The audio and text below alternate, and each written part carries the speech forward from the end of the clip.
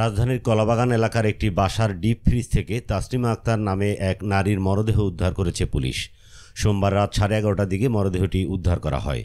কলাবাগান থানা পুলিশ জানিয়েছে, ঘটনার পর থেকে ওই নারীর স্বামী নজরুল ইসলাম পলাতক রয়েছেন। প্রাথমিকভাবে ধারণা করা হচ্ছে স্ত্রীকে হত্যার পর মরদেহ ফ্রিজে রেখেছেন তিনি। তো ওইখানে ফকির বাসা থেকে আমাদেরকে নক দেয়, তারপর তো আমরা আসি, আসার পর থানায় যাই প্রথম, তারপর আইনি ব্যবস্থা ভাবে আমরা তাদেরকে নিয়ে আসি। ধারণা তো এরকম ছিল না, মারধর করতো।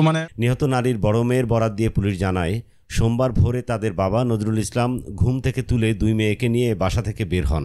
মায়ের খোঁজ চাইলে তিনি সন্তানদের বলেন, তোমার মা অন্য একজনের সঙ্গে চলে গেছে।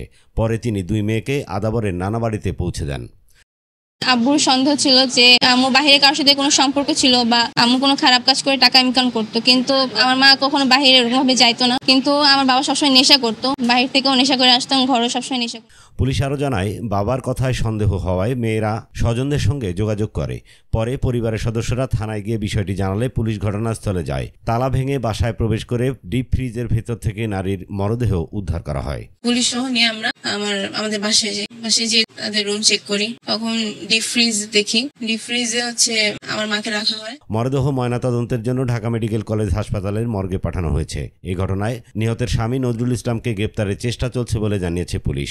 এইটা প্রাথমিকভাবে মনে হচ্ছে যে এটা হাজব্যান্ড ওয়াইফের পারিবারিক দ্বন্দ্ব ছিল, সেই দ্বন্দ্ব থেকে এই হত্যাকাণ্ড। মামলা প্রক্রিয়াধীন, আমরা দোষী ব্যক্তিকে যত দ্রুত সম্ভব আইনের আওতায় নিয়ে আসবো। নিহত তাসলিমা আক্তারের গ্রামের বাড়ি গাজীপুরে। তার বাবার নাম মোহাম্মদ সিরাজ মিয়া।